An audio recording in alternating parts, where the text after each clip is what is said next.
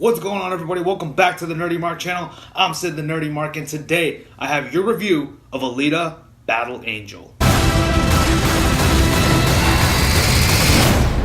I'm with her. Alita Battle Angel is directed by Robert Rodriguez, and it tells the story of young Alita, a girl with a mysterious past, and she's also, of course, a cyborg. As a matter of fact, she is, dumped in a scrapyard and is found by the scientist Ito, who does put her back together, giving her a brand new body. She, of course, has now lost all memory of her past life, and she has to learn to fit in once again, to learn about society once again and whatnot. She, of course, does that with the help of Ito and her friend Hugo. I will be honest with you, I did not have too many high hopes for this movie. I didn't really even know what it was about, and then of course I did find out that it was an adaptation of Battle Angel Alita, a manga, and then my hopes kind of went down even more. But as you know, I did review Battle Angel, the anime, as well as a little bit of the manga, so you can go check that out if you haven't seen it yet. But reading some of the manga and watching the OVA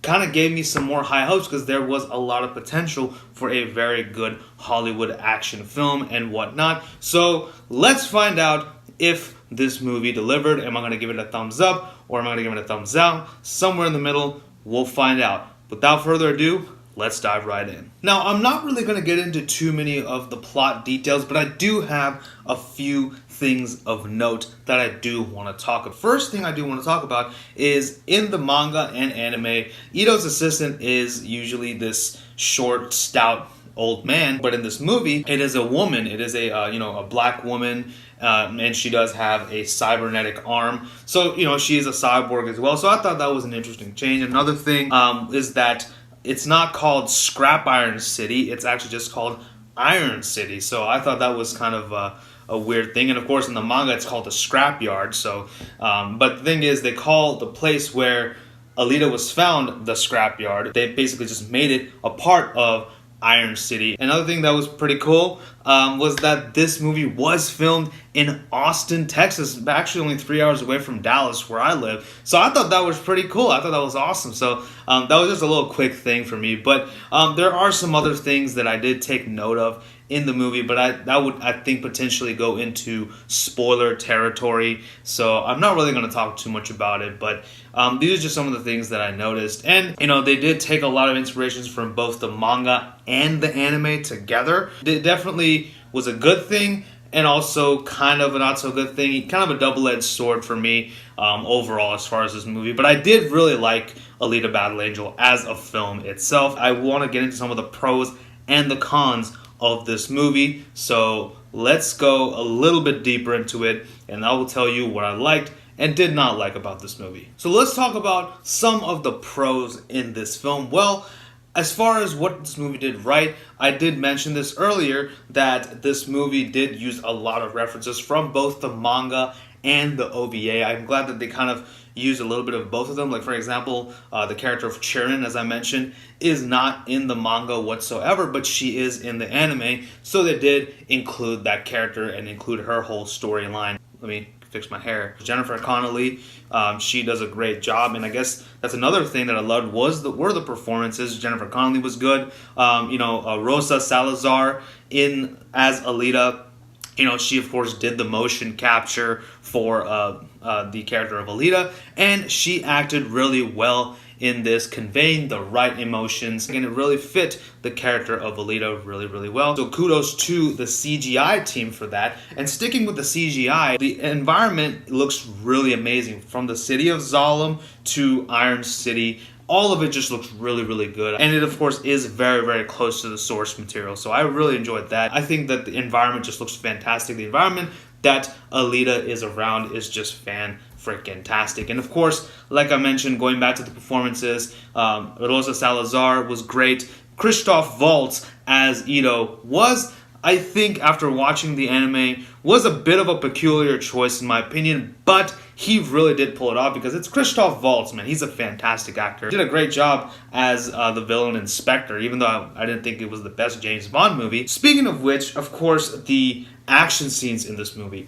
They were amazing. All of them just did really well. All of them were just choreographed fantastically, and I just absolutely loved them. Continuing with the action scenes, one action scene in particular is the one that she has in the bar, and this is not really a spoiler or anything like that, but you know, she has a fight scene in the bar. If you see in the trailer, she's kind of like giving this speech as if she's kind of like rallying her troops or whatever. That speech does happen in the bar. The speech was kind of stupid, but I did like the fight that ensued. That was so freaking awesome. It was very well made, very well shot, very well choreographed. Alita is shown to be a badass, and of course, she has the face of an angel, but the body of a warrior, so that's why, you know, she's hence dubbed the Battle Angel. So that was cool, and her body that she gets when she does become a Battle Angel, I don't want to talk about how she gets it, but if you've read the manga and seen the anime and whatnot, you know that she gets a new body after her fight in the bar,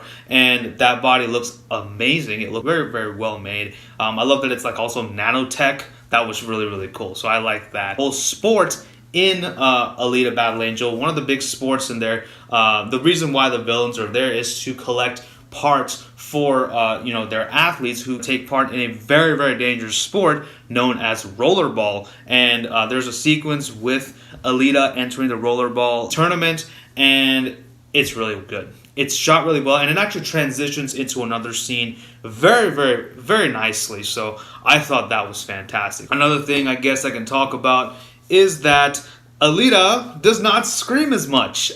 This is just kind of a personal thing for me, because watching the anime, I think, and if you saw my review of Battle Angel / Gunmu, you know that I had a lot of problems with Alita screaming her head off.